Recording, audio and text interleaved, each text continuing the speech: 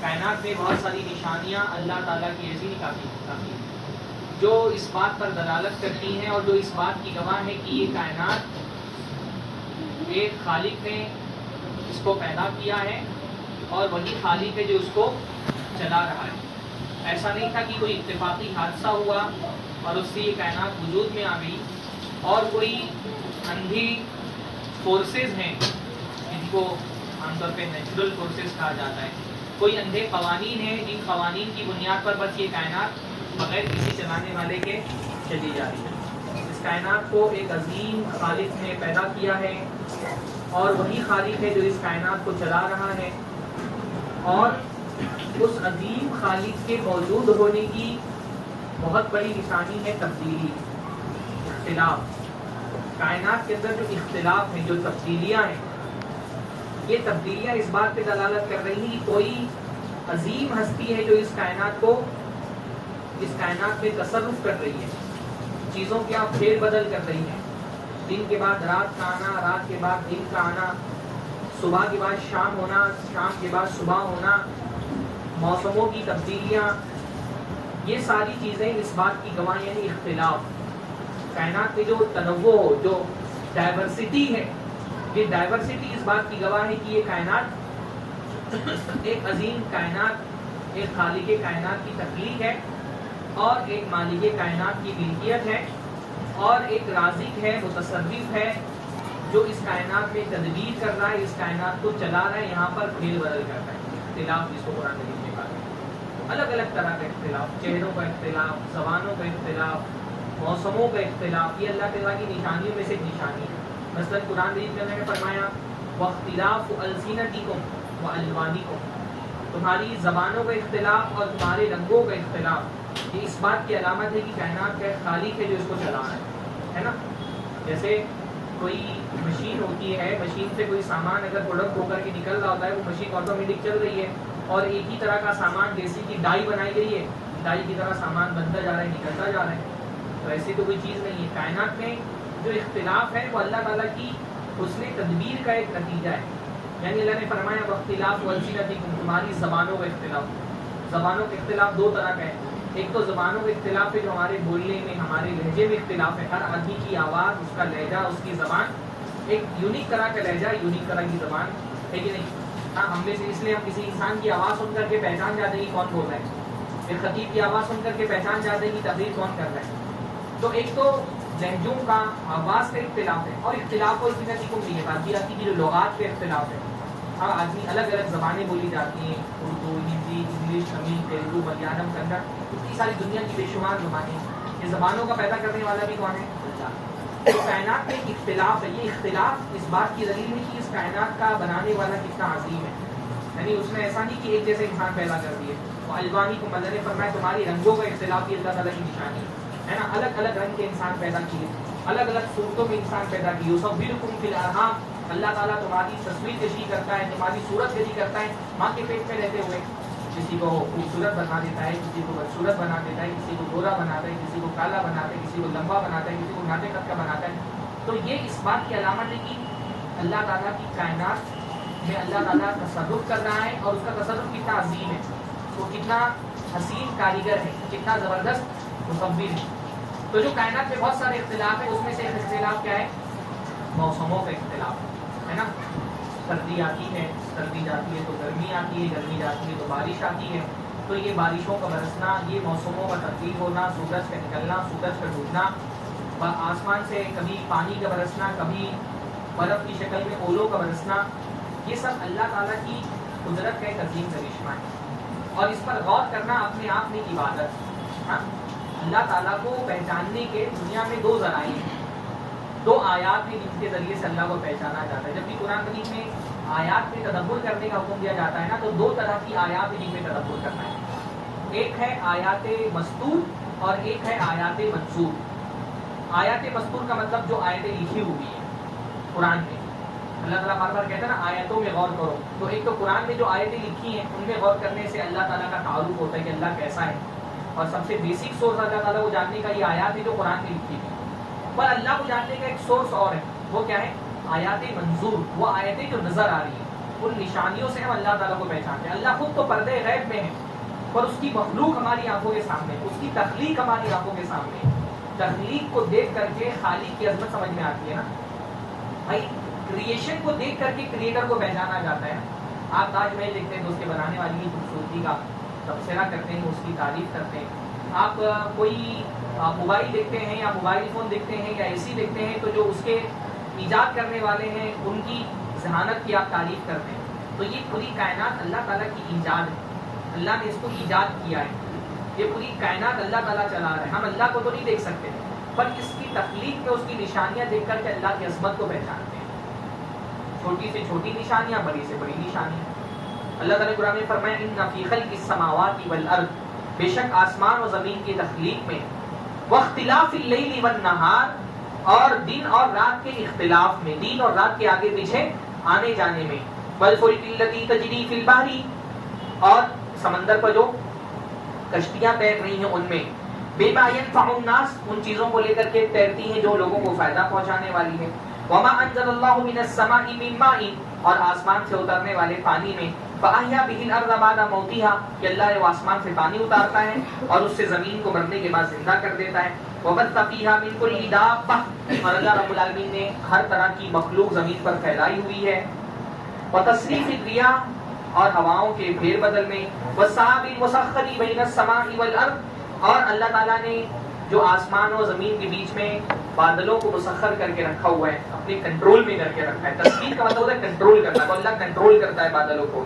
لآیات لقوم یعقلون، عقل رکھنے والوں میں، عقل رکھنے والوں کے لیے ان میں نشانیاں ہیں. جب یہ کائنات میں ہونے والی تبدیلیوں میں غور کرتے ہیں تو یہ تبدیلیاں چھوٹی نہیں ہیں، یہ تبدیلیاں بہت بڑے پیمانے پر ہوتی ہیں. تو یہ پتہ چلتا ہے کہ ان کا بنانے والا کتنا عظیم ہے نا. موسموں کی تبدیلی، صرف آپ ایک بارش کے برسنے کا معاملہ دیکھیں نا، یہ کتنا عظیم معاملہ ہے. ہاں، زمین سے بھاپ کا اٹھنا، پھر اس بھاپ کا بادلوں میں تبدیل ہو جانا، پھر مختلف خطوں پہ جا کے ان بادلوں کا بارش کی شکل میں برسنا، یہ کوئی آسان سا کام ہے؟ ہاں، جب آپ ایئرپورٹ پہ جاتے ہیں تو آپ جو ایئر کنٹرول دیکھتے ہیں پورا ایئرپورٹ کے اندر، ایک حسن انتظام دیکھتے ہیں نا، تو آپ کے ذہن میں اس پورے سسٹم کو بنانے والے کے بارے میں ایک عظمت کا احساس ہوتا ہے نا. آپ سوچیے کہ یہ بادلوں کو جو کنٹرول کر رہا ہے اللہ رب العالمین، اور یہ کنٹرول کوئی اندھا دھند بھی نہیں ہے نا، ایک زبردست قسم کی کا آرگنائزیشن ان موسموں کے کنٹرول میں دکھائی دیتا ہے کہ نہیں دکھائی دیتا ہے. ایک خاص موسم میں بارش کا برسنا، اور قرآن کی جگہ بعض جگہوں پہ اللہ نے فرمایا نا کہ پانی بقدرین، اللہ تعالیٰ ایک قدر کے ساتھ پانی نازل کرتا ہے، ایک خاص مقدار میں پانی نازل کرتا ہے جو ہماری ضرورتوں کے لیے کافی ہے. بیشتر مقامات پر پانی اتنا ہی نازل ہوتا ہے جتنا ہماری ضرورت ہے. اس سال دیکھیے پانی تھوڑا سا کم اللہ تعالیٰ نے برسایا، ممبئی والوں کو تو کیا پریشانی ہو گئی. ہاں، گرمی بھی پڑی اور پانی کی کٹوتی بھی شروع ہو گئی. تو لیکن عام طور پہ کیا ہوتا ہے، اللہ تعالیٰ پانی ایک خاص مقدار میں نازل کرتا ہے. ہاں، ایک جگہ اللہ نے فرمایا کہ یہ کون ہے جو آسمان سے پانی کو برساتا ہے. ہاں، اَرَأَيْتُمْ مَاءَ الَّذِي تَشْرَبُونَ أَأَنْتُمْ أَنزَلْتُمُوهُ مِنَ الْمُزْنِ أَمْ نَحْنُ الْمُنزِلُونَ، وہ پانی جو تم پیتے ہو کبھی اس پانی پہ غور کیا؟ ہاں، کون ہے جس نے آسمان سے بدلیوں سے وہ پانی برسایا؟ کون برساتا ہے پانی؟ ہاں، لَوْ نَشَاءُ لَجَعَلْنَاهُ أُجَاجًا، ہم چاہے تو اس پانی کو نمکین کر دیں. اگر نمکین پانی آسمان سے برسنے لگے تو کیا ہوگا؟ نہ تمہاری پیاس بجھے گی، نہ تمہارے اناج اگیں گے. بھائی نمک کے ساتھ پانی، اگر آسمان سے نمک کا پانی، جہاں پہ نمک ہوتا ہے پانی کے اندر وہاں کوئی اناج نہیں اگتا. وہ پانی کھیت میں آپ نمکین پانی نہیں ڈال سکتے، وہ سیلاب نہیں کرتا ہے پانی. اور آپ یہ دیکھیے کہ کتنا قدرت کا کرشمہ ہے جو اللہ تعالیٰ نے فرمایا نا کہ پانی اگر چاہتا اللہ تو نمکین بنا دیتا. بھائی جس سمندر کی بھاپ سے پانی اٹھ رہا ہے تو سمندر کا پانی تو نمکین ہے نا، پر یہ اللہ کی قدرت کا کرشمہ ہی ہے نا کہ وہ بھاپ سے پانی اٹھ رہا ہے، پر وہ جو نمک کی زیاد کی ان کو زمین پر چھوڑ کر کے وہ پانی اٹھ رہا ہے. نمک کو پانی سے الگ کر کے اللہ تعالیٰ اس پانی کو صاف و شفاف بادل میں، پھر اس بادل کو ایک میٹھے پانی میں تبدیل کر کے آپ تک کے برساتا ہے. تو ایمان والا بندہ اس کائنات کی تبدیلیوں میں سائنسدان کی طرح غور نہیں کرتا. سائنسدان جو ہے وہ صرف اسباب دیکھتا ہے اور اسباب دیکھ کر چونکیا جاتا ہے. نہ ایمان والا بندہ کافر کی طرح کائنات پہ غور کرتا ہے. کافر کریشن کی عظمت کو دیکھ کر اسی میں گم ہو جاتا ہے. وہ دیکھے گا گائے بہت دودھ دے رہی ہے، اس کی پوجا کرنے لگے گا. وہ دیکھے گا چاند بہت حسین ہے، اس کی عبادت کرنے لگے گا. وہ سورج دیکھے گا بہت چمکیلا، اسی کی پوجا کرنے لگے گا. ایمان والے بندہ، ایمان جو ہے نا وہ ہم کو نظریہ دیتا ہے کائنات کو دیکھنے کا. اور وہ نظریہ سائنسدانوں والا نظریہ نہیں ہے جو روٹی تو کھاتے ہیں پر صرف روٹی کے پروٹین ہی جانتے ہیں، روٹی دینے والے کو نہیں پہچانتے. ان کا نظریہ کافروں والا نظریہ نہیں کہ جو گائے نے دودھ دی تو گائے کی پوجا شروع کر دو. وہ سبب کے پیچھے مسبب کو دیکھ رہے ہوتے ہیں. مسبب الاسباب کون ہے؟ جس نے اسباب پیدا کیے. یہ کوئی اندھی قوت نہیں ہے جو اپنے آپ کائنات کو چلا رہی ہے، اللہ تعالیٰ ہے. موسم بھی ان تبدیلیوں میں سے، موسم کی تبدیلیاں بھی انہی تبدیلیوں میں سے اللہ نے فرمایا ان فی خلق السماوات والارض واختلاف اللیل والنہار لآیات لأولی الالباب، کہ بے شک آسمان و زمین میں جو اختلاف ہے اس کے پیدا کرنے میں، اور رات اور دن کے اختلاف میں، رات دن کا اختلاف، اس میں دنوں کا بھی اختلاف آ گیا، مہینوں کا بھی جو تبدیلیاں ہوتی ہیں اور موسموں میں جو تبدیلیاں ہوتی ہیں، اس میں کیا ہے؟ نشانی. اللہ تعالیٰ نے اس کو اپنی نشانی بنایا. اللہ کی عظمت کی بھی نشانی ہے، اللہ کی قدرت کی بھی نشانی ہے کہ اللہ تعالیٰ کتنا قدیر ہے. ہاں، سخت گرمی پیدا کرنے میں بھی قادر ہے، اور سخت سردی پیدا کرنے میں بھی قادر ہے، اور سخت بارش برسانے میں بھی قادر ہے نا. یہ اللہ کی قدرت اور اس کی عظمت کی نشانی ہے. اللہ جب چاہے گرمی میں بڑھا دے، جب چاہے بارش کو برسا دے اور موسم کو ٹھنڈا کر دے، اور جب چاہے اتنی سردی لے آئے کہ انسان سردی کی بارش ٹوٹنے لگے. یہ اللہ کی قدرت اور اللہ کی عظمت کی نشانی ہے. تو سردیاں، ہم تقریباً سردیوں کے دہانے پہ پہنچ گئے. ویسے ممبئی والے عام طور پہ اتنی سردیاں ایکسپیرینس نہیں کرتے ہیں سردی کے موسم میں جتنا ملک کے دوسرے کے علاقے کے لوگ ایکسپیرینس کرتے ہیں، لیکن ان سردی کے بہت سارے فوائد ہیں اور بہت ساری نصیحتیں جو ہر خطے میں رہنے والا انشاءاللہ تعالیٰ اس کو حاصل کرتا ہے. سب سے پہلی بات موسم سرما یا سردی کے حوالے سے، ونٹر سیزن کے حوالے سے، کہ بھئی چیزوں کے دو طرح کے اسباب ہوتے ہیں. کچھ ہوتے ہیں ظاہری اسباب اور کچھ ہوتے ہیں شرعی اسباب. تو اب سردی کیوں پیدا ہوتی ہے، سردی کیوں آتی ہے، موسم تبدیل ہو کر کے گرمی سے سردی میں کیوں تبدیل ہو جاتا ہے؟ اس کا تو ایک ظاہری سبب ہے جو سائنسدان بیان کرتا ہے، اور وہ صحیح بھی ہے کہ زمین جب ہماری اپنی گردش میں سورج کے کچھ قریب ہوتی ہے تو گرمی بڑھ جاتی ہے، اور سورج سے کچھ فاصلے پر ہوتی ہے تو سردی بڑھ جاتی ہے. تو اس کا ظاہری سبب ہے. پر اس سردی کا ایک باطنی سبب بھی ہے. وہ سبب جو غیبیات میں سے ہم نے دیکھا نہیں، پر کیونکہ اللہ کے رسول نے بتایا تو ہم اس کو مانتے ہیں، غیبی سبب بھی ہے. اور وہ سبب کیا ہے؟ اللہ کے نبی صلی اللہ علیہ وسلم نے حدیث میں فرمایا، صحیح روایت ہے، اللہ کے نبی نے فرمایا اشتقت النار الى ربها وقالت اقل بعدی بعدا. آگ جہنم نے، النار کا مطلب جہنم نے اللہ تعالیٰ سے اپنا درد بیان کیا کہ اللہ تعالیٰ میرے اندر کی گرمی اتنی زیادہ ہے اور جہنم میں شدت ایسی شدید ہے کہ میرے بعض حصے نے بعض حصے کو کھانا شروع کر دیا. جہنم جو ہے وہ بہت شدید غصے میں، اور غصے کا عالم اور اس کی گرمی کا شدت کا عالم کیا ہے کہ اس کا بعض حصہ ہی بعض حصے کو کھانے لگا ہے. تو جہنم نے اللہ تعالیٰ سے شکایت کی، اور جہنم ایک طرح سے اس طرح کا شعور رکھتی ہے، اس لیے قرآن کے اندر آتا ہے نا کہ جب جہنم کو لایا جائے گا تو جہنم چنگھاڑ رہی ہوگی.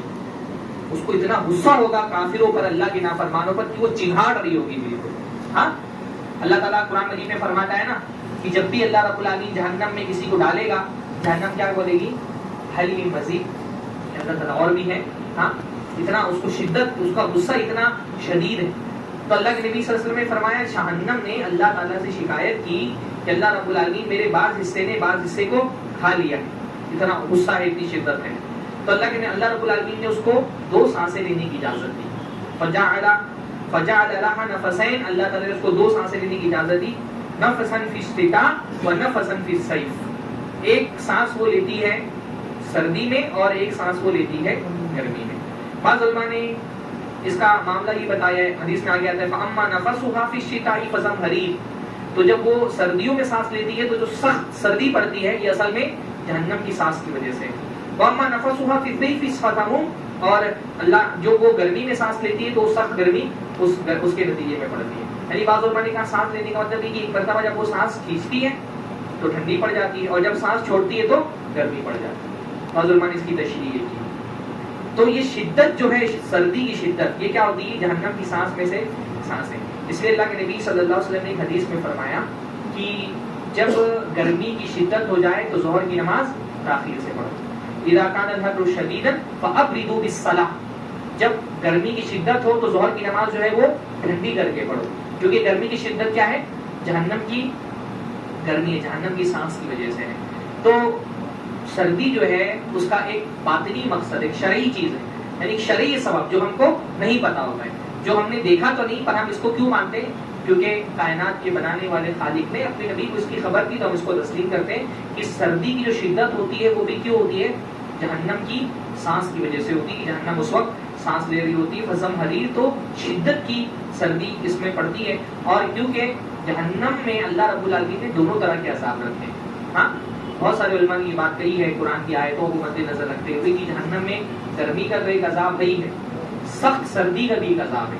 ہاں قرآن مجید میں فرمانا لا يرون فيها شمسا ولا زمهريرا کہ جنتی جنت میں نہ دھوپ دیکھیں گے نہ سخت سردی وہاں پر پڑے گی. تو اس سے بعد علماء نے یہ استدلال کیا ہے کہ جو جہنم میں جب جنت میں جو نعمت ہے اس کے اپوزٹ جہنم ہے, تو جہنم میں سخت گرمی بھی ہوگی اور سخت سردی بھی ہوگی. بلکہ غالباً حضرت ابن عباس رضی اللہ عنہ سے اس طرح کی روایت مروی ہے کہ جہنمی جب گرمی سے بہت زیادہ پریشان ہو جائیں گے اور اللہ رب العالمین سے دعا کریں گے کہ اللہ تعالیٰ ہم کو گرمی سے نجات دے, تو ان کو سخت سردی کے عذاب میں مبتلا بھی کیا جائے گا. کئی علماء نے یہ بات لکھی ہے کہ زمہریر کا عذاب بھی ہے. زمہریر مطلب جہنم میں سخت ترین سردی کا عذاب بھی دیا جائے گا. تو بہرحال سردی جو ہے وہ ایک تو اللہ تعالیٰ کی نشانی ہے, دوسرا سردی ایک طرح سے اللہ تعالیٰ کی نعمت بھی ہے نا. گرمی سے جب بندے پریشان ہو جاتے ہیں تو وہ سردی کے لطف کو سمجھ پاتے ہیں, اور سردی سے جو پریشان ہو جاتے ہیں وہ گرمی کے لطف کو سمجھ پاتے ہیں. چیزوں کو ان کی ازداد سے پہچانا جاتا ہے. کہا جاتا ہے الاشیاء تعرف بازدادها, چیزیں ان کی ضد سے پہچانی جاتی ہیں, ان کے اپوزٹ سے پہچانی جاتی ہیں. اگر اپوزٹ نہ ہونا تو جو چیز ہے نعمت وہ اپنے آپ میں نعمت اس کا احساس نہیں ہوگا. اگر آپ کو سردی کی شدت کبھی آپ نے محسوس نہیں کی تو آپ کو گرمی کی جو اہمیت ہے اس کا اندازہ نہیں ہو پاتا. اور اگر گرمی کی شدت آپ نے برداشت نہیں کی تو سردی کے حسن کا بھی آپ کو اندازہ نہیں ہو پاتا. تو سردی بھی اللہ رب العالمین کی ایک طرح کی نعمت ہے.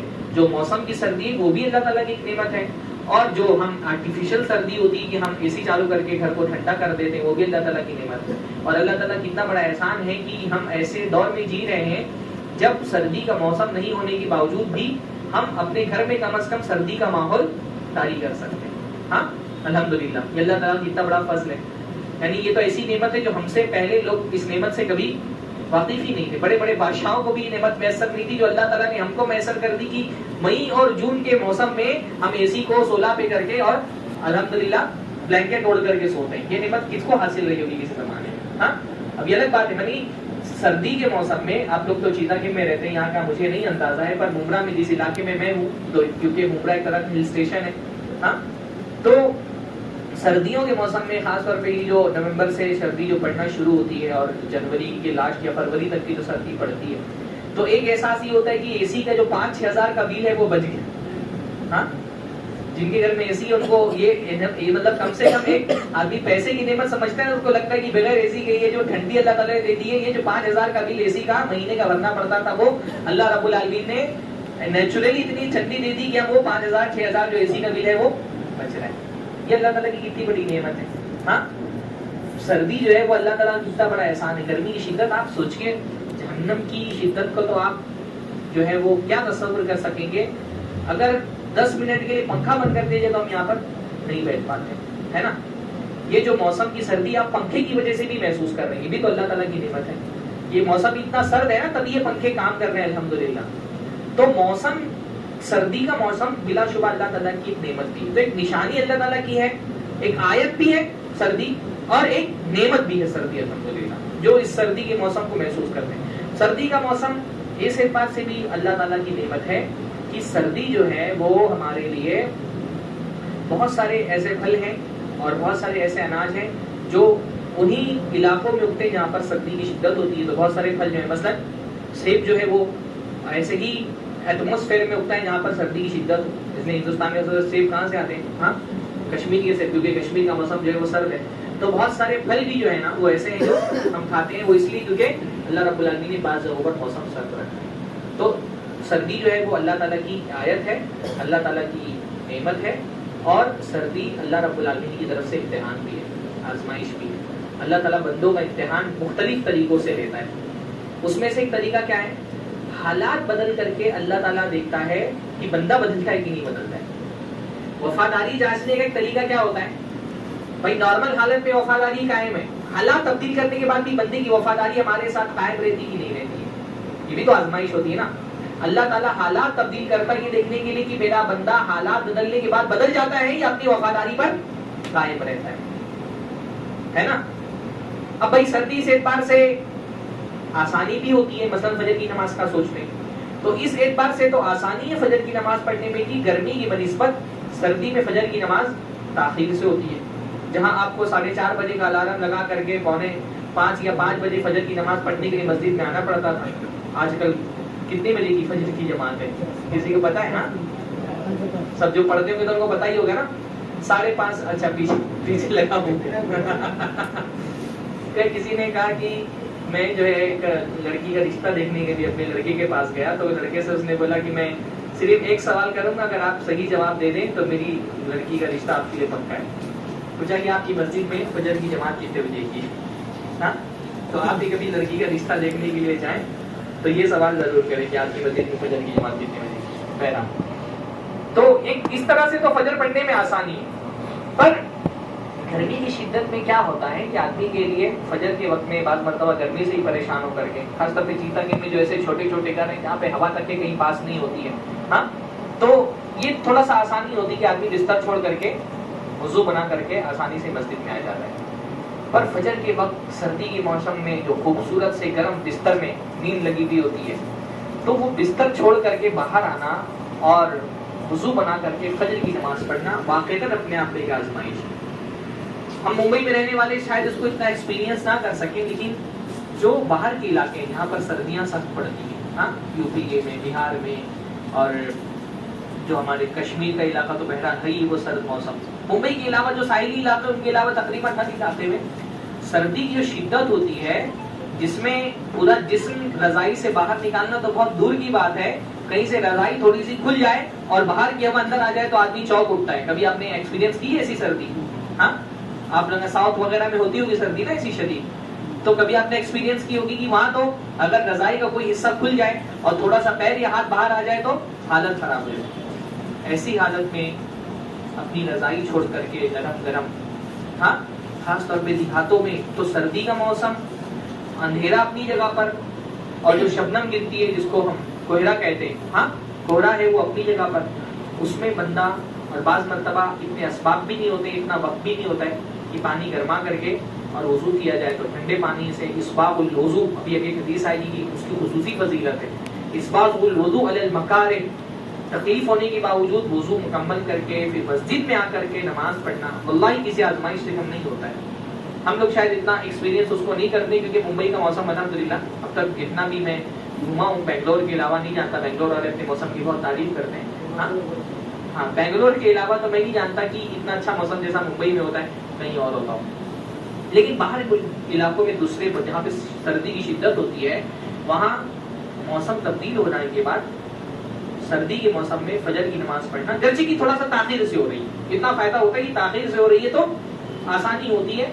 نیند اگر جلدی آدمی کی مکمل نہیں ہوتی تو تقریباً اتنے فجر کے تک نیند مکمل ہو جاتی ہے اس کی، تو اس میں آ کر کے فجر کی نماز پڑھنے کا آزمائش ہے. تو سردی کیا ہے؟ اللہ کی نشانی بھی ہے نا، اللہ کی آیت بھی ہے، نعمت بھی ہے اور فتنہ بھی ہے، امتحان بھی ہے. اللہ تعالیٰ ایسے ہی صرف موسم نہیں، ہر طرح کی تبدیلیوں سے بندے کو اللہ تعالیٰ آزماتا ہے.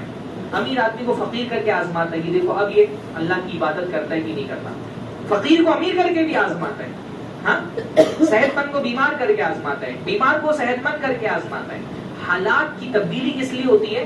بندے کے لیے امتحان ہوتی ہے. تو موسم بھی تبدیل کر کے اللہ تعالیٰ بندے کے لیے امتحان لیتا ہے. گرمی میں جا رہی تھی نماز پڑھنے کے لیے، بارش ہو رہی ہے، عام طور پہ بارش میں چھوٹا سا کام کوئی کرنا ہو، آدھا لیٹر دودھ بھی لینا ہو تو بندہ نکل کر کے لے لے گا، لیکن مسجد میں نماز پڑھنے کے لیے آتا ہے تو گھر میں سوچتا ہے جو بارش ہو رہی ہے گھر میں نماز پڑھ لیں گے. ایک طرح کا امتحان ہوتا ہے. ہاں ہلکی پھلکی بارش میں بھی بندہ بہانہ ڈھونڈتا ہے کہ چلو کوئی نہیں بارش ہو رہی ہے گھر میں ہی نماز پڑھ لیں گے. تو جو موسموں کی تبدیلی ہوتی ہے وہ ایک طرح سے اللہ رب العالمین کی طرف سے امتحان بھی ہوتا ہے. تو امتحان جب آنے والا ہو تو تیاری کرنی پڑتی ہے اس کے لیے. تو سردی کا موسم آنے والا ہے تو سردی کے لیے بھی انشاءاللہ تعالیٰ تیاریاں کرتے ہیں نا. اہل ایمان جو ہے وہ کائنات کے حادثات کو اللہ تعالیٰ کا پیغام سمجھتے ہیں.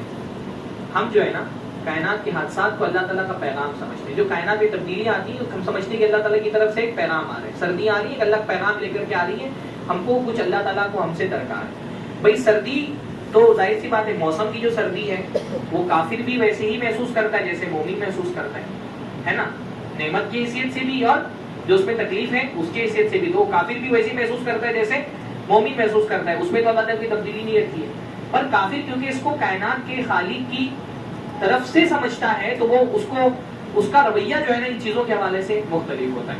تو کیا کیا تبدیلی ہمارے اندر آنی چاہیے؟ سب سے پہلی چیز، سردی کی اگر شدت ہو تو اس سردی کی شدت کو برا بھلا نہیں کہنا چاہیے، ہے نا.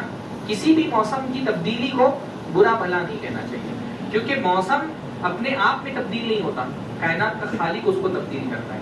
تو موسموں کو برا بھلا کہنا اصل میں ان موسموں کی تبدیل کرنے والوں کو برا بھلا کہنا ہے. اس لیے اللہ کے نبی صلی اللہ علیہ وسلم نے فرمایا لا تصبوا يؤذي ابن آدم يسب الدهر وأنا الدهر أقلب بيدي الأمر أقلب الليل والنهار. اللہ کے نبی نے فرمایا کہ ابن آدم جو ہے وہ مجھ کو ایذا دیتا ہے، مجھ کو تکلیف پہنچاتا ہے. اور کیسے تکلیف پہنچاتا ہے؟ یسب الدہر، دہر کو گالی دے کر کے، زمانے کو گالی دے کر کے. وأنا الدہر، حالانکہ زمانہ میں ہوں، مطلب زمانہ، انا الدہر مطلب انا مقلب الدہر، زمانے کا الٹ پھر میں کرنے والا ہوں. بیدی الامر، معاملات میرے ہاتھ میں ہیں. اقلب اللیل والنہار، رات اور دن کو میں پھیرتا ہوں. تو جو موسموں کی تبدیلیاں، بھائی گرمی اپنے آپ گرمی آ گئی ہے، اللہ کی گرمی لانے سے گرمی آتی ہے نا. سردی اپنے آپ نہیں ہوتی ہے، بارش اپنے آپ نہیں ہوتی، ہوائیں اپنے آپ نہیں چلتی ہیں. یہ سارا اللہ تعالیٰ کا حکم ہوتا ہے جس سے یہ سارے معاملات ہوتے ہیں. اس لیے موسموں کو گالی نہیں دینا چاہیے. گرمی کی شدت کی ہے تو کیوں ہے بھائی؟ سورج کو کیا اللہ تعالیٰ نے اختیار دیا ہے؟ نہیں نا. سورج، چاند، ستارے یہ ہماری طرح اختیار با اختیار مخلوق نہیں ہے. ہاں، اللہ رب العالمین نے ان سے فرمایا ایتیتون او کرہن قالت اتینا طاعین، انہوں نے کہا تائے تم چاہو مرضی سے آؤ یا مجبور ہو کر کے آؤ، تم کو آنا پڑے گا. تو انہوں نے کہا ہم اطاعت کر کے آتے ہیں، ہم فرما برداری کر کے آتے ہیں. ہاں، تو یہ کائنات میں سورج کو کوئی اختیار ہے؟ وہ تو اللہ کے حکم سے چلتا ہے. ہاں، والشمس تجری لمستقر لها ذلك تقدیر العلیم العلیم والقمر قدرناه منازل حتى عاد كالعرجون القديم. سورج کا اللہ نے مستقر طے کر دیا ہے، وہ اپنے مستقر سے 1 انچ بھی آواز نہیں ہو سکتا. چاند کو بھی اللہ تعالیٰ نے منازل طے کر دی ہے، چاند بھی اپنے منازل کے حساب سے ہو کر کے ایک دم پرانے چاند کی طرح جب نیا چاند بن جاتا ہے. یہ سب کیا ہے؟ یہ اللہ رب العالمین کے حکم سے چلتے ہیں. ان کو برا کہنا اصل میں اللہ کو برا کہنا ہے، ان کو گالی دینا اصل میں اللہ کو گالی دینا ہے نا. تو سردی کی شدت ہو یا گرمی کی شدت ہو یا بارش ہو، سیلاب ہو، ہوائیں ہوں، ان کو گالی نہیں دینا چاہیے، کیونکہ ان کو گالی ڈائریکٹ اللہ رب العالمین تک پہنچتی، انڈائریکٹ اللہ تعالیٰ تک پہنچتی ہے نا. اس لیے اللہ کے نبی صلی اللہ علیہ وسلم نے فرمایا ایک حدیث کے اندر، حضرت ابی بن قعب اس کے راوی ہیں، لا تسبوا الريح، ہوا کو گالی مت دو. فإذا رأيتم ما تكرهون، اگر کوئی چیز، بھائی ایک ہوتا ہے طبعی طور پہ کوئی چیز طبیعت کو پسند نہیں ہے، یہ اس سے منع نہیں کہ اللہ تعالیٰ نے جو فطری ناپسندیدگی ہے بھائی کی سردی کی شدت آدمی کو پسند نہیں آتی، بعض مرتبہ بارش کی شدت پسند نہیں آتی، بعض مرتبہ گرمی کی شدت پسند نہیں آتی. طبیعی طور پہ نیچرلی جو ایک ناپسندیدگی کسی موسم کے حوالے سے ہوتی ہے دل کے اندر، اللہ اس پہ تو پکڑ نہیں کرتا. ظاہر سی بات ہے بھائی، گرمی شدید ہے تو شدید گرمی کسی کو پسند نہیں ہوگی. بہت سارے لوگوں کو شدید سردی نہیں پسند ہوتی ہے، کبھی کسی کو بارش نہیں پسند ہوتی. طبیعی جو ناپسندیدگی ہے اللہ اس پہ پکڑ نہیں کرتا. لیکن دل میں بغض نہیں رکھنا چاہیے ان چیزوں کے حوالے سے، یا زبان سے ان کو برا بھلا نہیں کہنا چاہیے. یہ چیزیں غلط. تو اللہ نے فرمایا ہواؤں کو گالی مت دو، جیسے طوفان آ گیا یا کوئی چیز آ گئی اس کو گالی مت دو. ہاں، کیونکہ یہ ہوائیں کیا ہیں؟ اللہ کے حکم سے چلتی ہیں. البتہ کوئی چیز اگر تم کو بری لگے تو تم کیا پڑھو؟ اللہم انا نسألک من خیر ھذا الدین وخیر ما فیہا. اللہ تعالیٰ اس ہوا میں جو بھی خیر ہے میں اس کے بارے میں سوال کرتا ہوں، تو اس لیے کہ اللہ تعالیٰ اس ہوا کو ہمارے لیے خیر کا باعث بنا، اور جو بھی اس کے اندر ہے وہ خیر رہے. وخیر ما امرت بھی، اور جو بھی اس ہوا کو حکم دیا گیا ہے خیر کا. ونعوذ بک من شر ھذا الدین، اور اس ہوا کی برائی سے اور اس میں جو کچھ ہے اس کی برائی سے، اور جس کا اس کو حکم دیا گیا اس کی برائی سے میں تیری پناہ چاہتا ہوں. تو یہ ہوائیں ہیں. اسی طرح سے جیسے جو بیماریاں آتی ہیں، بیماریوں کو بھی گالی دینے سے منع کیا گیا. ہاں، اللہ کے نبی صلی اللہ علیہ وسلم ایک مرتبہ سعید کے گھر میں داخل ہوئے. حدیث میں آتا ہے ان رسول اللہ دخل علی سعید وہی ترفرف. اللہ کے نبی صلی اللہ علیہ وسلم سعید کے گھر میں داخل ہوئے اور وہ سردی سے کانپ رہی تھی. ترفرف، سردی سے کانپ رہی تھی. تو فقال، اللہ نے فرمایا یا ما لک یا سعید، کہ اے سعید تم کو کیا ہو گیا؟ ترفرفین، تم کانپ رہی ہو. ہاں، جب کانپ رہی تھی تو انہوں نے کہا الہم لا بارک اللہ فیہا، کہ اللہ کے نبی مجھے بخار ہے، اللہ تعالیٰ اس بخار پہ برکت نہیں دے. بخار کو برا بنا کہا. ہم بات مرتبہ بیماریوں کو بھی گالی دیتے ہیں نا. تو اللہ کے نبی صلی اللہ علیہ وسلم نے فرمایا لا تصبت الحمى فإنها تذهب خطايا ابن آدم كما يذهب الكير خبث الحديد، کہ بخار کو بلا بنا مت کہو، کیونکہ بخار انسان کے ابن آدم کے گناہوں کو ویسے ہی صاف کر دیتا ہے جیسے آگ جو ہے وہ لوہے کی گندگی کو صاف کر دیتا ہے. لوہے پہ زنگ لگاؤ، اس کو آگ سے جلا کر کے جب لوہا پیٹتا ہے تو اس کی زنگ نکل جاتی ہے. تو جو بھی موسم کی تبدیلی ہے اور ان تبدیلیوں سے ہونے والے جو اثرات ہوتے ہیں، ان کو پہلی بات کیا ہے، برا بھلا نہیں کہنا چاہیے، ہے نا. اگر سردی کی شدت پڑے یا گرمی کی شدت پڑے تو اس کو گالی مت دو. اللہ تعالیٰ سے البتہ اس میں کوئی شر ہے تو اس سے اللہ رب العالمین کی پناہ مانگو. دوسری چیز، ٹھنڈی کے زمانے میں ایک بہت بڑا فائدہ یہ ہوتا ہے کہ اگر بندہ، بہت زمانے سے بہت سارے لوگ یہ سوچ رہے ہوتے ہیں کہ بھائی میں فجر کی نماز پابندی سے پڑھنا شروع کروں، لیکن اپنے اندر ہمت نہیں پیدا کر پاتے. تو اگر آپ بہت زمانے سے یہ سوچ رہے ہیں کہ فجر کی نماز پڑھنا شروع کریں پابندی سے جماعت کے ساتھ، اور آپ نہیں سوچ پا رہے، تو اس کے لیے بیسٹ ٹائم جو ہے وہ کون سا ہے، ٹھنڈی کا موسم. کیونکہ ٹھنڈی کے موسم میں پہلی بات تو یہ کہ عشاء نسبتاً جلدی ہو جاتی ہے. اب آپ کے کیونکہ چیتا کے اتنا ماحول ہے، لوگ ویسے ہی رات بھر جاگتے ہیں، تو آپ کے اتنا تاخیر سے نہیں ہے نماز، ورنہ بہت ساری جگہوں پر 8 بجے 8:30 بجے عشاء کی جماعت ہو جاتی ہے. عشاء کی جماعت تاخیر سے پڑھنا ثواب بھی ہے، لیکن بہت ساری جگہوں پر عشاء کی نماز 8 بجے 8:30 بجے تک کے ہو جاتی ہے. ہاں، تو ایک تو عشاء کی نماز بہت پہلے ہو جا رہی ہے. آدمی اگر پہلے سے پلان بنا کر کے عشاء کی نماز جماعت کے ساتھ پڑھ لے، اور عشاء کی نماز جماعت سے پڑھنے کے بعد گھر پہ جائے، وقت پر کھانا کھائے اور وقت پر سو جائیں، تو مان لیجیے کہ 8 بجے بھی اگر 9 بجے تک کے وہ فارغ ہو رہا ہے تو آسانی سے 10 بجے 10:30 بجے 11 بجے تک کے آدمی سو سکتا ہے. تو عشاء کی نماز جلدی ہو جا رہی ہے رات لمبی ہونے کی وجہ سے، اور فجر کی نماز تاخیر سے ہو رہی ہے. بھائی ایک دور تو ہمارے یعنی گرمی میں وہ آتا ہے جہاں 4:30 سے 5 تک کے ہمارے یہاں فجر کی نماز 4:30 تک میرے خیال سے آس پہنچتی ہے نا، 4:30 سے 5 تک کی جماعت ہوتی ہے. لیکن یہاں پر آخر جا کر کے 5:30 کی بعض مسجدوں میں جو ہے وہ 4:45 کی بھی جماعت اور 5:45 کی جماعت ہے بہت ساری مسجدوں میں. احناف کے اندر ایسا اور تاخیر سے ہوتی ہے نماز، تو لمبا ایک وقفہ مل جاتا ہے سونے کے لیے. تو اگر کسی کا مسئلہ یہ ہے کہ اس کی نیند پوری نہیں ہوتی، اس وجہ سے وہ فجر نہیں پڑھ پا رہا ہے، تو یہ کافی وقفہ ہوتا ہے. لیکن کتنا گھنٹہ ہو گیا؟ اگر آدمی 11 بجے سوئے تو 11 بجے سے لے کر کے 5 بجے تک 6 گھنٹے کی نیند ہو جاتی ہے اس کی. کافی 6 گھنٹے کی نیند پوری کرنے کے بعد اس کے لیے انشاءاللہ تعالیٰ فجر پڑھنا آسان ہو جائے گا. تو اگر آپ کوشش، اور پڑھنا چاہیے بھائی عشاء اور فجر کی نماز تو خصوصی طور پہ اس کا زیادہ اہتمام کرنا چاہیے نا، اور جماعت کے ساتھ پڑھنے کا اہتمام کرنا چاہیے. کتنا ثواب ہے عشاء کی نماز جماعت سے اور فجر کی نماز جماعت سے پڑھنے کا ثواب کتنا ہے؟ رات بھر. حدیث کے اندر آتا ہے کہ اللہ کے نبی صلی اللہ علیہ وسلم نے فرمایا جس نے عشاء کی نماز جماعت سے پڑھی تو گویا کہ اس نے آدھی رات قیام کیا، یعنی آپ نے ٹائم مشکل سے آپ کو 20 منٹ بھی نہیں لگے گا پورا، اور آدھی رات قیام کا ثواب آپ کو مل گیا. اور فجر کی نماز پڑھی جماعت کے ساتھ تو اس کو پوری رات نماز کا ثواب ملا. بعض علماء نے کہا ہے کہ آدھی رات کا ثواب ملا عشاء سے اور آدھی رات کا ثواب ملا فجر سے، تو دونوں کو ملا دی تو کتنا ہو گیا؟ 1 رات کا.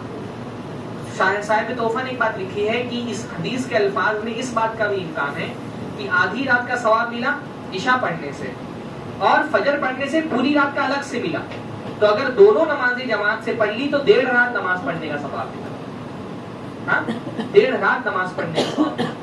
کتنی فضیلت ہے. یعنی ایک تو ایک الگ سے درس ہو سکتا ہے، انشاءاللہ کبھی موقع ملا نا اگلا درس انشاءاللہ اسی پہ رکھتے ہیں فجر کی نماز کی فضیلت کیا ہے. ٹھنڈی کے موسم میں خصوصی طور پہ اس پہ درس دیتا ہوں فجر، کیونکہ اگر آپ فجر پڑھنا چاہتے ہیں نا یہ سب سے بیسٹ موقع ہے عادت ڈالنے کا انشاءاللہ تعالیٰ. ہاں ایک کافی موقع ملتا ہے. پلاننگ ہونی چاہیے، چاہت ہونی چاہیے. بہت سارے لوگ بس کبھی ایک دین جو ہے نا وہ وقتی موٹیویشن سے، آپ کوئی جو ہے نا ایک وقتی جیسے کوئی موٹیویشن اسپیکر آ کر کے بول دے اور ایک موٹیویٹ ہو جائے، دین اس سے نہیں چلتا ہے. استقامت چاہیے دین کے اندر. تو آپ شروع کریں گے انشاءاللہ تعالیٰ نا تو پڑھ لے جائیں. فجر کی نماز دنیا کا سب سے افضل ترین عمل ہے. نیکیوں میں سب سے بھائی نیکیوں میں سب سے عقیدے اور توحید کے بعد نیکیوں میں سب سے افضل نیکی کون سی ہے؟ نماز نا. نماز جو ہے وہ تمام عبادتوں کی سردار ہے. اور تمام نمازوں کی سردار کیا ہے؟ فجر کی نماز. تمام نمازوں میں سب سے افضل کیا ہے؟ فجر کی نماز افضل ہے. اللہ کے نبی صلی اللہ علیہ وسلم کی کتنی حدیثیں اس بارے میں. تو جو حضرات فجر کی نماز کی پابندی کرنا چاہ رہے ہیں لیکن نہیں کر پا رہے ہیں ان کے لیے انشاءاللہ تعالیٰ یہ موقع بہت اچھا ہے.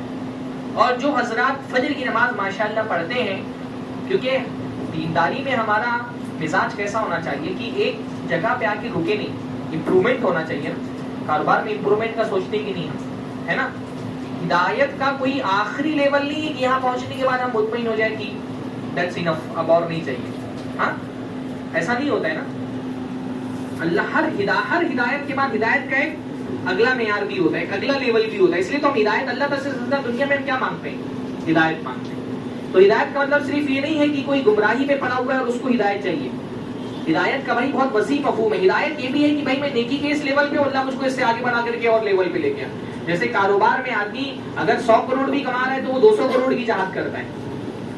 حالانکہ دنیا میں ہم سے کہا گیا قناعت کرو، جتنا اللہ نے دیا اس پہ خوش رہو. پر دین میں تو ہم سے کہا گیا آگے بڑھنے کی کوشش کرو. کسی بھی لیول پہ جا کر کے مطمئن نہیں ہونا کہ بس اتنا کافی ہے. ہمیشہ دین میں امپروومنٹ لانے کی کوشش کرنی ہے ہم کو. اس لیے ہم نماز پڑھ رہے ہیں، جو فرض پڑھ رہا ہے فرض نہیں پڑھ پا رہا وہ فرض کی چاہت کرے کہ میں فرض کی پابندی کروں. جو فرض کی پابندی کر رہا ہے وہ سوچے میرے زندگی میں نوافل کے لیے کہاں کہاں اسکوپ ہے، اس کو میں بڑھاؤں. اور نوافل میں بڑی خوبصورت جو ہے نفل کی نماز ہے. کون سی؟ تہجد کی نماز ہے نا. سب بڑی پیاری عبادت ہے بھائی. ہاں ہمارے استاد شیخ عبد المعین مدنی حفظہ اللہ علی گڑھ والے جو ابھی مالیگاؤں میں استاد ہیں، ہاں وہ فرماتے ہیں کہ وہ شخص دائی نہیں ہو سکتا جو تہجد کی نماز نہ پڑھتا ہو. ہاں جو تہجد کی نماز نہ پڑھے وہ دائی نہیں ہو سکتا ہے. مطلب دائی کا کام اللہ تعالیٰ سے جوڑنا ہوتا ہے. ہمارے یہاں تو دائی جو ہے وہ فجر کی نماز بھی پڑھ لے تو غنیمت ہے. ہاں ایسے بھی ہمارے یہاں پہ دائی ہیں پوری رات جاگ کر کے لفظ پہ مناظرہ کریں گے اور فجر گول. ہاں ایسے بھی خطیب ہیں جو پوری رات جاگ کر کے تقریریں کرتے ہیں. یو پی میں جو خاص طور پہ رات بھر کے جلسے ہوتے ہیں فجر میں غائب رہتے ہیں، سوتے رہتے ہیں. ہاں رات بھر چنگار کے تقریر کریں گے، فجر میں غائب. اللہ ہم سب کی حفاظت فرمائے اور ہم کو فجر پڑھنے والا بنائے. تو بڑی پیاری عبادت ہے بھائی. اسٹارٹ کریے ہے نا. موٹیویشن ایک بات بہت بات ہے کہ آپ ہر وہ کام جو آپ وہ کرنا چاہتے ہیں وہ آپ کر سکتے ہیں. ایک شرط ہے کیا؟ شروع تو کریے. شروع نہیں کریں گے تو کبھی نہیں کر پائیں گے.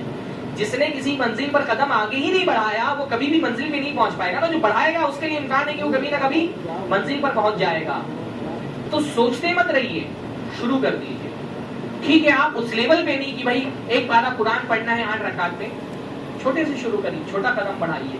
ہاں خاص طور پہ بھائی ابھی جیسے فجر تاخیر سے ہو رہی ہے نا، 5:30 کی ہو رہی ہے. اس سے پہلے جب 5 بجے کی فجر تھی تو 4:30 کا. جیسے مجھے سے جو بہت نیند کے جو ہے عیاش ہوتے ہیں نیند کے، تو ان کو تو 4 الارم لگانا پڑتا ہے. میرے تو 4:30 کا الارم لگانا ہے، پھر اس کے بعد 4:45 کا الارم لگانا ہے، پھر 5 کم کا الارم لگانا ہے. پھر حنفی مسجد کا والی فجر کا الگ الارم لگانا ہے، سن رائز والا الگ الارم لگانا ہے، تب آدمی جاگ پاتا ہے. میری اپنی ذاتی مجبوری میں بتا رہا ہوں. لیکن بہت سارے لوگ بہت آسانی سے اٹھ جاتے ہیں. تو اس سے پہلے آپ 4:30 بجے اٹھ جاتے تھے، پھر آپ 5 بجے اٹھتے تھے. ابھی آپ اگر 5 بجے کا الارم لگا کر کے سوئیں تو بھی سن رائز میں ٹائم ہوتا ہے تھوڑا سا. 5 بجے نہیں 4:45 کا الارم لگا کر کے.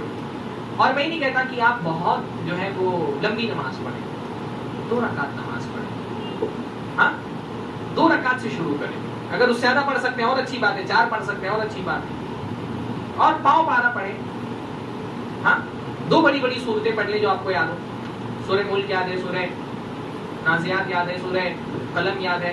ہاں 2 بڑی بڑی صورتیں پڑھ لیں. آپ کوئی صورت بڑی نہیں یاد ہے، جتنی چھوٹی یاد ہے تو اس کو دوہرا کر کے پڑھ لیں. جو چھوٹی چھوٹی صورتیں بہت ساری یاد ہیں.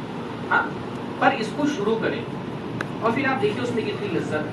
ہاں وتہجد بہ نافلۃ لک. اللہ کے نبی کے زمانے میں کوئی صحابی نہیں تھے جو تہجد نہیں پڑھتے. کم زیادہ ہر کوئی پڑھتا ہے نا. کچھ کم پڑھتے تھے، کچھ زیادہ پڑھتے تھے. لیکن ایمان والوں کی صفت کیا بیان فرمائی؟ تتجافى جنوبهم عن المضاجع يدعون ربهم خوفا وطمعا. کیوں کروٹیں بدلتے رہتے ہیں، اٹھتے ہیں رات میں. یذکرون اللہ قیاما وقعودا وعلى جنوبهم. کھڑے ہو کر کے، بیٹھ کر کے، اپنی کروٹ بدل کر کے اللہ تعالیٰ کا ذکر کرتے ہیں. بڑی پیاری عبادت ہے. انشاءاللہ تعالیٰ مجھ کو بھی اللہ تعالیٰ توفیق عطا فرمائے. بھئی یہ ایسی عبادت ہے نا جو جیسے روزے کی طرح یہ عبادت وہ جو اللہ اور بندے کے بیچ میں، تیسرا کوئی نہیں. تہجد پڑھنے والے کو بتانا نہیں چاہیے کہ میں تہجد پڑھتا ہوں. ہاں وہ مزہ ہی ختم ہو گیا تہجد کا. تہجد کا اصل مزہ کیا ہے کسی کو نہیں پتا. آپ ہیں اور آپ کا رب ہے. ہاں آپ کی بیوی کو بتاؤ تو اچھی بات ہے، بیوی کو بھی اٹھائیے. حدیث میں آتا ہے کہ اللہ تعالیٰ پسند کرتا ہے ایسے بندے کو جو تہجد کی نماز پڑھنے کے لیے اٹھتا ہے اور اپنی بیوی کو اٹھاتا ہے، اور بیوی نہیں اٹھتی تو اس کے چہرے پر پانی سے چھینٹا مارتا ہے. اور اللہ تعالیٰ ایسی خواتین تو نہیں ہے نا. اور اللہ تعالیٰ ایسی عورت کو بھی پسند کرتا ہے جو تہجد کی نماز پڑھنے کے لیے اٹھتی ہے اور اپنے شوہر کو بھی اٹھاتی ہے، اور شوہر نہیں اٹھتا تو پانی سے چھینٹا مارتی ہے. اللہ تعالیٰ ہم سب کو توفیق عطا فرمائے. تو تہجد کی نماز شروع کریے, یہ بڑی پیاری نماز ہے اور اس کا بہترین موقع یہ ہے. ہاں اس لیے جو ہے نا وہ بہت سارے علماء نے یہ بات کہی ہے کہ جیسے حضرت حسن بصری فرماتے ہیں نعم زمان المؤمن الشتاء, کہ ایمان والے بندے کے لیے سردی کتنا بہترین موسم ہے. لیلہ طویل یقومہ, اس کی رات لمبی ہے تو وہ اس میں قیام کرتا ہے. ونہارہ قصیر یصومہ, اور اس کا دن چھوٹا ہے تو اس میں وہ روزہ رکھ لیتا ہے. تو ایک تو یہ کہ بھائی جو قیام کرتا ہے اس کو لمبے قیام کا موقع مل جاتا ہے نا. جو نہیں کرتا ہے اس کے لیے موقع ہے کہ وہ کر لے, اور جو کرتا ہے اس کے لیے موقع ہے کہ وہ لمبا قیام کر لے. تو جیسے جیسے نماز کا ٹائم بڑھے گا, الارم کا ٹائم بڑھانے کے بجائے آپ وہیں پر رک کر کے رکھے نا, تو گرمی کے دنوں میں جس وقت آپ اٹھتے تھے اسی وقت اٹھیے, اور 2 رکعت 4 رکعت 6 رکعت 8 رکعت, زیادہ تر لگنے بھی 8 رکعت پڑھتے تھے تہجد میں, تو موقع نکال کر کے اس کو پڑھیے اور اپنا غم اللہ تعالیٰ سے بیان کریے. ہاں ڈپریشن ہوتا ہے بہت سارے لوگوں کو, اللہ تعالیٰ سے بہتر کوئی نہیں ہے جو آپ کا غم سن سکتا ہے نا. کہ اپنی تکلیف اگر کسی سے بیان کرنی ہو, لوگوں سے کیا بیان کرے بھائی. لوگ تسلی کے 2 لفظ نہیں بولتے ہیں, یا تسلی کے 2 لفظ بول کر کے بھول جاتے ہیں آپ کا غم. یا بہت سارے لوگ تو ایسے ہوتے ہیں کہ آپ کے بہت قریبی ہوتے ہیں, بظاہر آپ کو ہمدردی دکھا رہے ہوتے ہیں, دل میں خوش ہو رہے ہوتے ہیں. ہاں اللہ سے بہتر کوئی نہیں جس سے غم بیان کرے. اَمَّن یُجِیبُ الْمُضْطَرَّ اِذَا دَعَاهُ, کون ہے جو پریشان حال کی پریشانی سنتا ہے جب پریشان اس کو پکارتے ہیں. اللہ اس لیے بہت سارے لوگوں نے ڈپریشن کا علاج بتایا ہے, دعائیں کرنا, کیونکہ ڈپریشن کیسے کم ہوتا ہے, اپنا غم بانٹنے سے کم ہوتا ہے, اور اللہ سے بہتر غم سننے والا کوئی ہے نہیں. اس لیے جو صبر کا سب سے اعلیٰ ترین درجہ جس کو صبر جمیل کہا جاتا ہے وہ کیا ہے, انما اشکو بثی وحزنی الی اللہ. حضرت یعقوب نے کہا نا میں اپنا غم صرف اللہ سے بیان کرتا ہوں. سب سے بہترین طریقہ اللہ کے علاوہ کسی سے بیان ہی مت کرو. اللہ اس کی توفیق دے, مشکل کام ہے. آدمی کے دل میں غم ہوتا ہے تو زبان سے ہمدردی کے لیے کچھ لوگوں کو بیان ہی کر دیتا ہے وہ, لیکن اللہ سے بہتر کوئی نہیں جس سے اپنا غم بیان کیا جائے, اپنی تکلیفیں بیان کی جائے. تو بہرحال یہ بہت ایک بہترین موقع ہے قیام اللیل کی عادت ڈالنے کا. تو 3 چیزیں ہو گئی نا, سمانے کو برا بھلا مت کہیں, دوسرا فجر کی پابندی کریں انشاءاللہ تعالیٰ, تیسرا قیام اللیل کی عادت ڈالیں, چوتھا ہے روزہ رکھنا ہے نا. روزہ جو ہے وہ اللہ تعالیٰ کی بہت ہی محبوب عبادت ہے. ہم سارے رمضان میں تو سنتے ہی ہے نا, اللہ رب العالمین کو روزہ کتنا پسند ہے. ہاں تخلف فم الصائم اطیب عند اللہ من ریح المسک, کہ روزے دار کی منہ کی بو اللہ تعالیٰ کو مشک کی خوشبو سے بھی زیادہ پسند ہے. اللہ تعالیٰ نے کہا ہے کہ میں بدلہ دوں گا روزے کا, روزہ میرا ہے میں اس کا بدلہ دوں گا. ایک حدیث ہم بہت مشہور سنتے ہیں کہ اللہ تعالیٰ نے جنت والوں میں جنت کا ایک خاص دروازہ رکھا ہے باب الریان, اور کن لوگوں کے لیے رکھا ہے, جو روزہ دار ہے. علماء نے باقاعدہ اس کی تشریح میں کہا ہے, کئی علماء نے بات کہی ہے کہ یہ جو باب الریان کہا گیا کہ روزے داروں کے لیے ہے, یہ اصلاً ان روزے داروں کے لیے نہیں ہے جو رمضان کے روزے رکھتے ہیں, کیونکہ رمضان کا روزہ تو ہر مسلمان رکھتا ہے. یہ ان روزے داروں کے لیے ہے جو خصوصی طور پہ روزے کی عبادت کرتے ہیں, یعنی نفلی روزوں کا بھی اہتمام کرتے ہیں, کثرت سے نفلی روزے رکھتے ہیں. یہ بات کئی ایک علماء نے کہی ہے کہ باب الریان جو کہا گیا روزے داروں کا دروازہ, تو مطلب یہ کہ وہ آدمی روزہ رکھنا جس کی امتیازی عبادت ہے. تو امتیازی اور خصوصی عبادت کب بنے گی, جب آپ الگ سے بھی رمضان کے علاوہ روزے رکھیں, جمعرات کا روزہ رکھیں, پیر کا روزہ رکھیں, ایام بیت کا روزہ رکھیں, اور بھی ایسے جب موقع آیا تب روزہ رکھیں. جب روزہ رکھنا آپ کی محبوب عبادت بن جائے, آپ کی پہچان بن جائے کہ آپ روزہ رکھتے ہیں, تب یہ روزے دار کو اس کو باب الریان میں داخلہ ملے گا. یہ ہر کسی کے لیے نہیں ہے. یہ بات علماء نے باقاعدہ اپنی شرح میں اس حدیث کی علماء نے باقاعدہ یہ بات لکھی ہے. تو روزہ ظاہر سی بات ہے اللہ تعالیٰ کی بہت محبوب عبادت ہے. یعنی ایک مرتبہ حضرت ابو امامہ باہلی رضی اللہ تعالیٰ عنہ کے بارے میں آتا ہے کہ اللہ کے نبی نے ایک جنگ پہ ان کو بھیجا, تو انہوں نے کہا اللہ کے نبی صلی اللہ علیہ وسلم ادعو لی بالشہادہ, میرے لیے دعا کریں کہ اس جنگ میں مجھ کو شہادت مل جائے. تو اللہ کے نبی صلی اللہ علیہ وسلم نے دعا کی اللہم سلمہم وغنمہم, اللہ تعالیٰ ان کو سلامت رکھ اور خوب مال غنیمت دے. تو سلامت بھی رہے, مال غنیمت بھی مل گیا. دوسری مرتبہ پھر جنگ پہ جانے لگے, کہا اللہ کے نبی دعا کیجیے کہ شہادت مل جائے. سوچی کتنی طلب تھی جنت حاصل کرنے کی. ہاں تو اللہ کے نبی فرمایا اللہم سلمہم وغنمہم, اللہ تعالیٰ ان کو سلامت رکھ اور خوب مال غنیمت عطا فرما. پھر تیسری مرتبہ جنگ کے لیے گئے, پھر کہا اللہ کے نبی صلی اللہ علیہ وسلم شہادت کی دعا کر دیجیے. پھر کہا اللہم سلمہم وغنمہم, اللہ تعالیٰ سلامت رکھ اور غنیمت عطا فرما. اب ان کو لگتا ہے شہادت کی دعا اللہ کے نبی نہیں کریں گے, تو کہا اللہ کے نبی صلی اللہ علیہ وسلم مرنی بعمل, مجھ کوئی عمل بتا دیجیے جس سے میں جنت میں لے جاؤں، شہادت تو نہیں مل رہی ہے، تو کوئی عمل بتا دیجیے. تو فرمایا علیک بالصوم، روزہ رکھیے. تو حضرت ابو امامہ باہلی کو لگا کہ بھائی روزہ تو ہے ہی عبادت، بہت سارے لوگ رکھتے ہیں. تو پھر سے پوچھا مرنی بعمل، اللہ کے نبی کوئی اور عبادت بتا دیے. تو اللہ کے نبی نے فرمایا علیک بالصوم، روزہ رکھو، فإنہ لا عدل لہ، کیونکہ روزے کا کوئی بدل نہیں، روزے کا کوئی بدل نہیں ہے، روزے جیسی کوئی عبادت نہیں ہے کسی بھی چیز میں. روزے جیسی، روزے کی اپنی خصوصیات ہیں جو کسی اور عبادت کے اندر روزے سے افضل چیزیں ہو سکتی ہیں. نماز روزے سے افضل ہے بلا شبہ، پر روزے کا بدل نہیں ہے نماز. روزے کی جو اپنے خصائص ہیں، جو فضائل ہیں، جیسے وہ علماء نے کہا کہ روزہ جو انسان کی نفس میں گناہوں سے رکنے کی طاقت پیدا کرتا ہے، وہ ایک الگ چیز کی، اس کا دوسری بدل، اس کی کوئی بدل نہیں ہے کوئی. ہاں بہت ساری خصوصیات روزے میں ایسی جو نماز میں، نہ حج میں، نہ زکات میں کسی بھی نہیں پائی جاتی. ہر عبادت کی کچھ خصوصیات ہیں جو دوسری عبادت میں نہیں پائی جاتی، تو روزہ اس میں خاص طور پہ ہے. فرمایا روزہ رکھو کیونکہ روزے کی وہ خصوصیت، کوئی اس کا بدل، کوئی اس کا الٹرنیٹ نہیں ہے، کوئی روزے کا کوئی الٹرنیٹ نہیں، کوئی بدل نہیں ہے اس کا. اس کے بعد ابو امامہ باہلی کے بارے میں آتا ہے کہ مستقل روزہ رکھتے تھے، حتیٰ کہ بعض لوگوں نے لکھا کہ دن میں ان کے گھر میں کبھی چولہے کا دھواں اٹھتا ہوا نہیں دکھتا تھا، اتنا روزہ رکھتے تھے.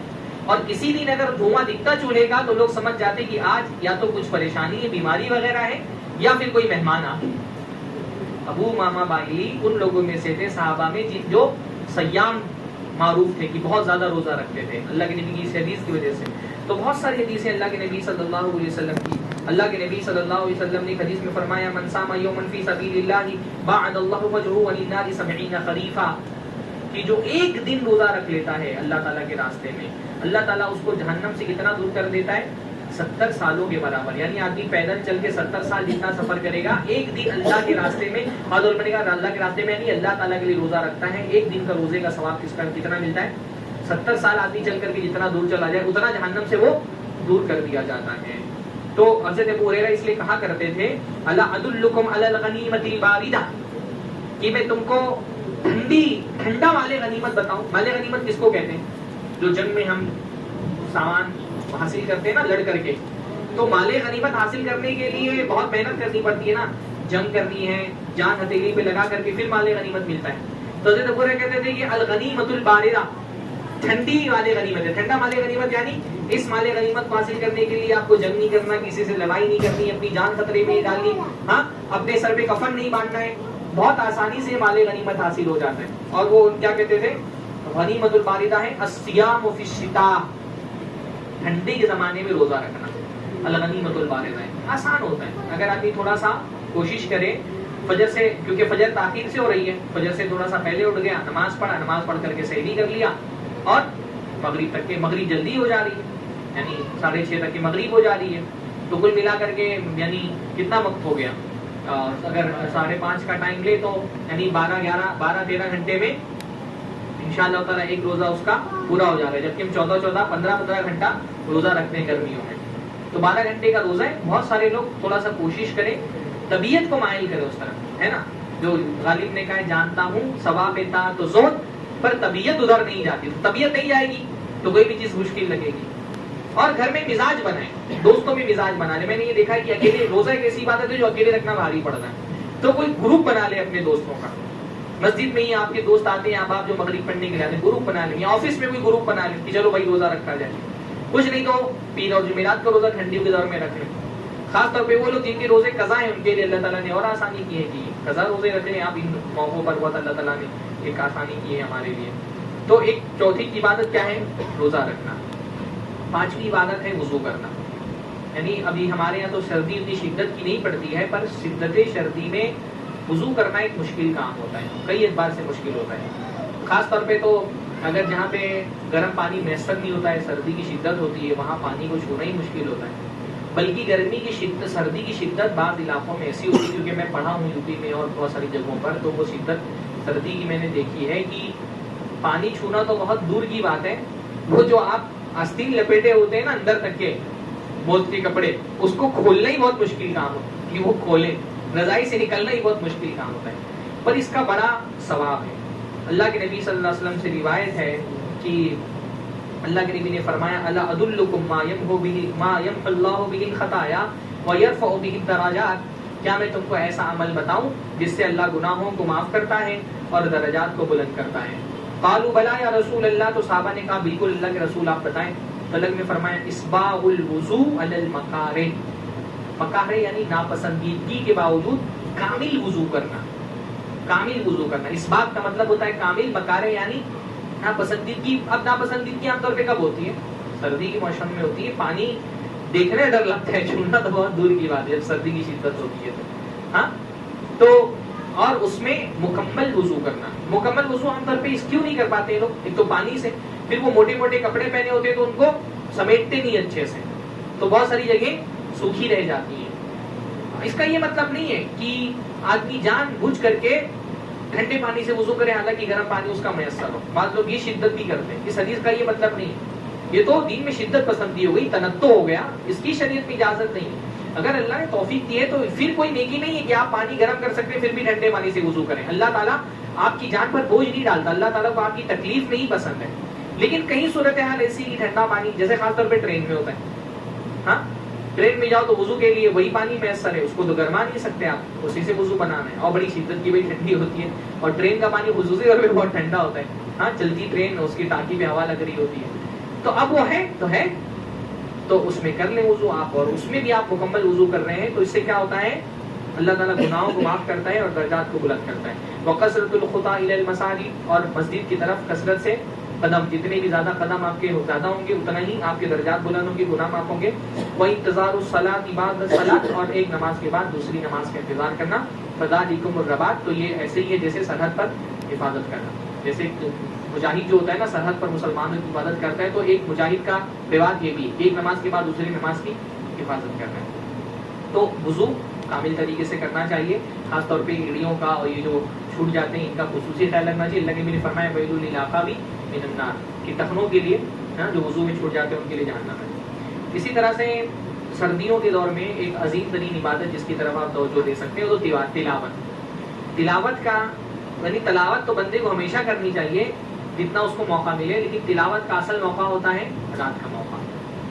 بہترین تو موقع یہ ہے کہ آپ تہجد کے لیے اٹھے اس میں تلاوت کریں، یا تہجد کے لیے نہیں بھی اٹھے تو ویسے کیونکہ دن میں آدمی اپنی روزگار کی مصروفیات میں عام طور پہ مشغول رہتا ہے، تو رات کا موقع تلاوت کا موقع ہوتا ہے۔ اس لیے سلف کے یہاں بلکہ حدیثوں میں بھی آپ دیکھیے، حدیث جو بہت مشہور ہے نا، الصیام والقرآن یشفعان للعبد یوم القیامہ، کہ روزہ اور قرآن، یعنی روزہ پڑھنے سے جو آپ روزہ رکھنے سے ثواب ملتا ہے اور قرآن پڑھنے سے ثواب ملتا ہے، وہ ثواب قیامت کے دن بندے کے لیے سفارش کرے گا۔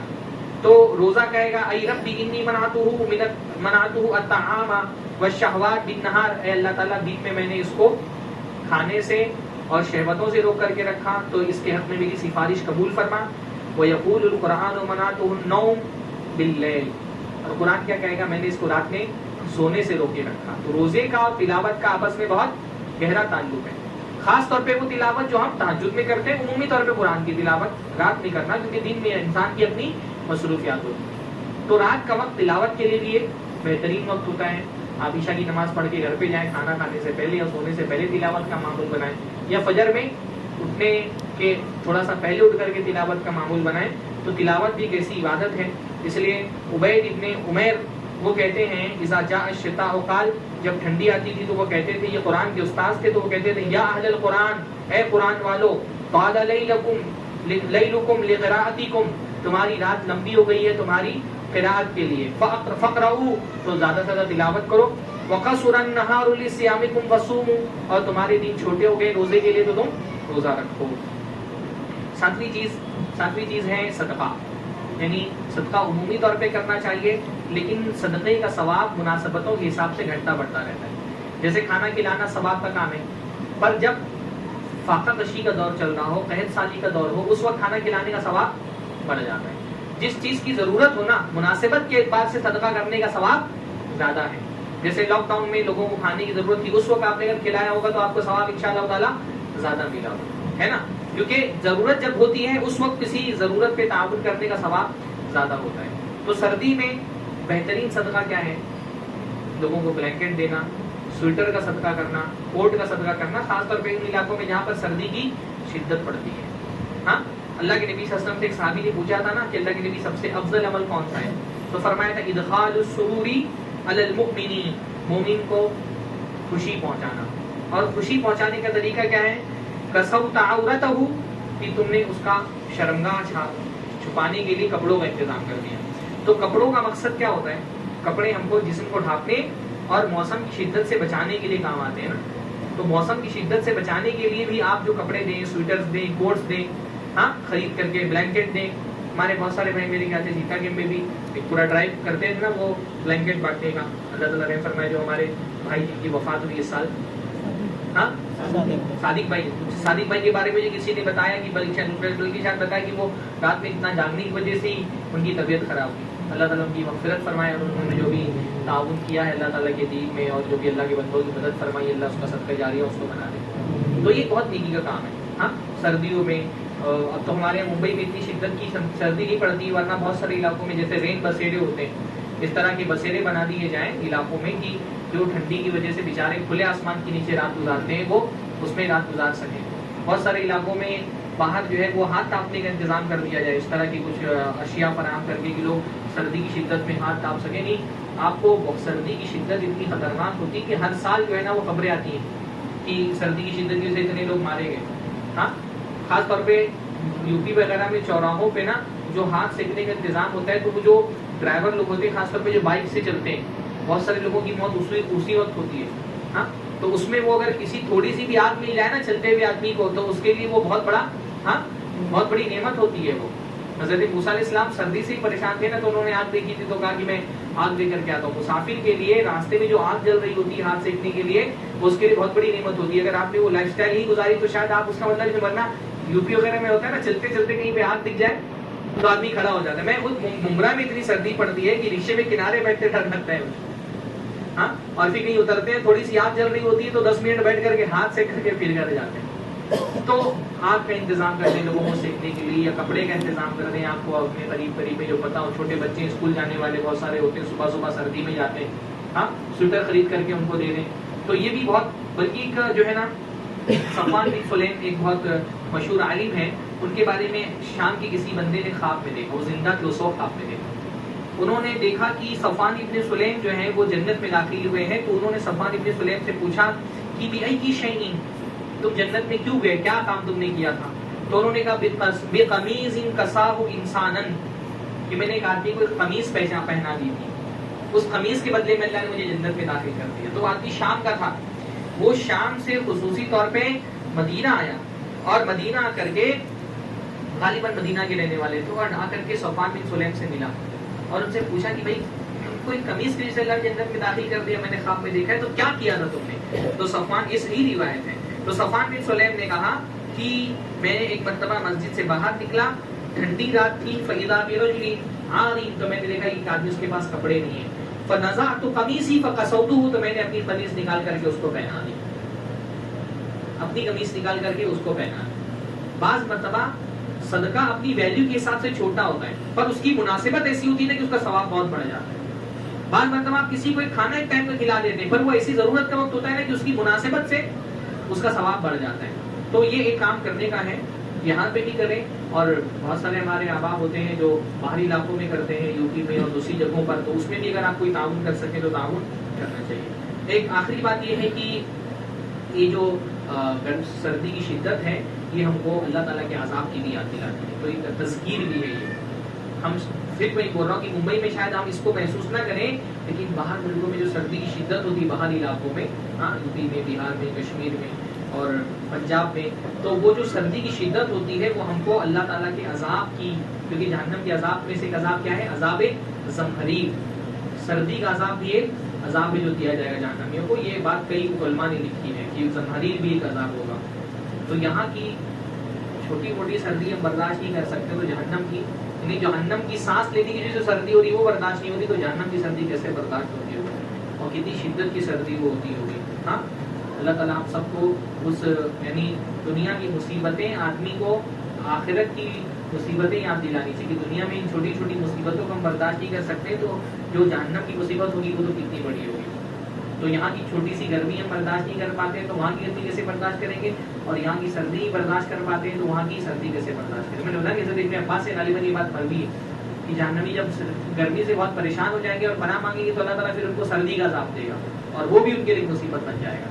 تو اللہ تعالیٰ ہم کو جہنم کی گرمی سے بھی بچائے اور جہنم کی سردی سے بھی بچائے. یہاں کی سردی سے بھی بندے کو جہنم کی سردی یاد آنی چاہیے جیسے یہاں کی گرمی سے جہنم کی گرمی یاد آنی چاہیے. اللہ تعالیٰ ہم سب کو دین کا صحیح فہم عطا فرمائے. اللہ رب العالمین ہم سب کو ان حالات سے سبق سیکھنے والا, عبرت حاصل کرنے والا بنائے, چیزوں کو ایمان کی نظر سے دیکھنے والا بنائے. اقول قولی ھذا واستغفر اللہ لی ولکم ولسائر المسلمین واستغفروہ انہ هو الغفور الرحیم. وآخر دعوانا الحمد للہ. السلام